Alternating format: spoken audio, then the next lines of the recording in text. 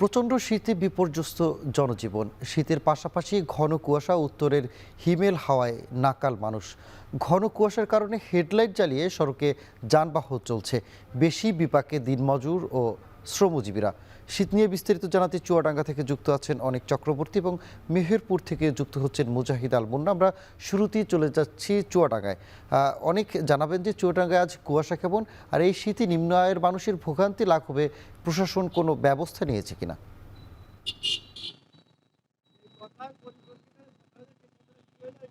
সানি, আপনি ইতিমধ্যে মনে হয় জেনেছেন যে চলতি মৌসুমে সর্বনিম্ন কিন্তু তাপমাত্রার যেটি রেকর্ড করা হয়েছে আজকে সকাল ৬টায় আবহাওয়া অফিস এই তাপমাত্রা নির্ণয় করেছেন ৯.৭ ডিগ্রি সেলসিয়াস, অর্থাৎ এই মৌসুমের কিন্তু এটি সর্বনিম্ন তাপমাত্রা।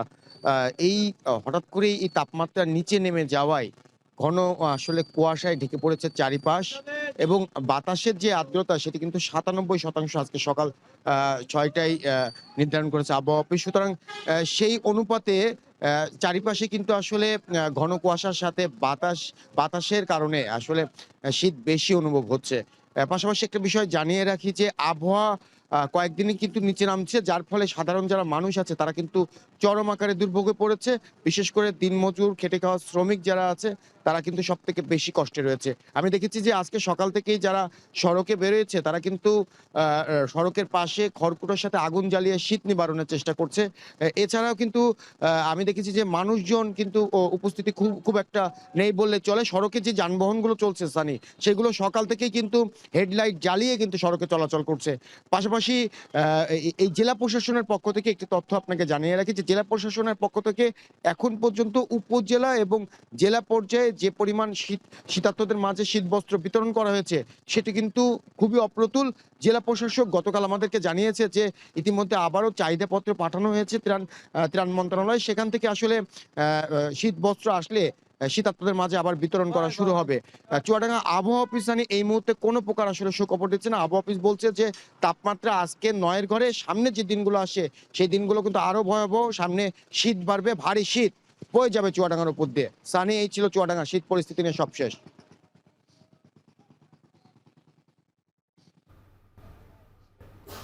শীত নিয়ে এবার জানতে যুক্ত হচ্ছি মেহেরপুরে, সেখানে আছেন সহকর্মী মুজাহিদ আল মুন্না।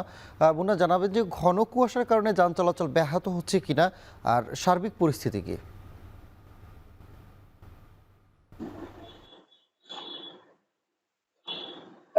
সানি, আপনাকে একটা বিষয় জানিয়ে রাখি, চলিত মৌসুমে কিন্তু আজ প্রথম তাপমাত্রা 10 ডিগ্রির নিচে নেমেছে। অর্থাৎ আজ সকাল 6টায় মেহেরপুর চুয়াডাঙ্গা যে আঞ্চলিক আবহাওয়া অফিস, তারা মেহেরপুর এবং চুয়াডাঙ্গা এই অঞ্চলে সর্বনিম্ন তাপমাত্রা রেকর্ড করেছে 9.7 ডিগ্রি সেলসিয়াস, যা গত কয়েকদিন থেকেই কিন্তু তাপমাত্রা নিম্নমুখী ছিল। গতকাল কিন্তু 11.2, এবং তার আগের দিন সর্বনিম্ন তাপমাত্রা ছিল 10.5 ডিগ্রি সেলসিয়াস। আরেকটি বিষয় আপনাকে জানিয়ে রাখি, তাপমাত্রা যদি কন্টিনিউ 3 দিন পর পর 10 ডিগ্রির নিচে নামে, অর্থাৎ 8 থেকে 10 ডিগ্রির মধ্যে থাকে, তাহলে কিন্তু তখন সেই অঞ্চলের উপর দিয়ে মৃদু শৈত্যপ্রবাহ নেমে আসে, এবং তার চাইতে নিচে নামলে কিন্তু মাঝারি, এবং 6 ডিগ্রি নিচে নামলে কিন্তু তীব্র শৈত্যপ্রবাহ চলে।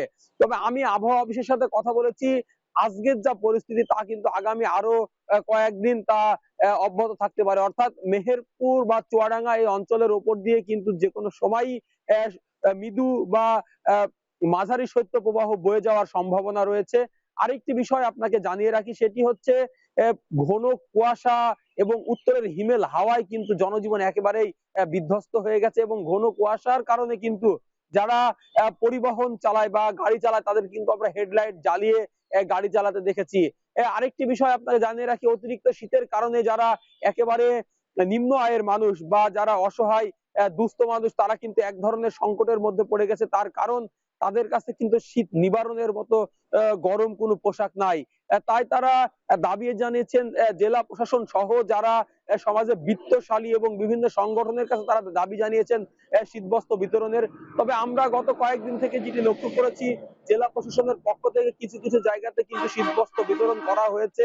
তবে সামাজিক বা রাজনৈতিক সংগঠনরা খুবই সীমিত পরিসরে শীতবস্ত্র বিতরণ করছে, যা প্রয়োজনের তুলনায় খুবই নগণ্য। তাই যারা একেবারে পথচারী মানুষ বা যারা একেবারে নিম্ন আয়ের মানুষ, তারা কিন্তু শীতবস্ত্রর দাবি জানিয়ে রাখছে। আরেকটা বিষয় আপনাকে বলে রাখি, সেটা হচ্ছে অতিরিক্ত শীতের কারণে যারা দিনমজুর, খেটে খাওয়া মানুষ বা রিক্সা চালক, ভ্যান চালক, ইজি বাইক চালক, এরা কিন্তু এক ধরনের সংকটের মধ্যে পড়ে গেছে। কারণ রাস্তায় কিন্তু আহ, আহ, স্বাভাবিক সময়ের চাইতে লোকজনের উপস্থিতি একেবারেই কম, যার ফলে তারা কিন্তু ঠিক মতো কাজ পাচ্ছে না, আবার যারা রিক্সা চালক, ভ্যান চালক, তারা কিন্তু খুব একটা ভাড়া পাচ্ছে না। এছাড়াও অতিরিক্ত শীতের কারণে মেহেরপুর জেনারেল হাসপাতালে কিন্তু ঠান্ডাজনিত রোগীর চাপ বাড়ছে। সানি, এই ছিল আমার কাছে মেহেরপুর থেকে সার্বিক শীত পরিস্থিতি। সানি।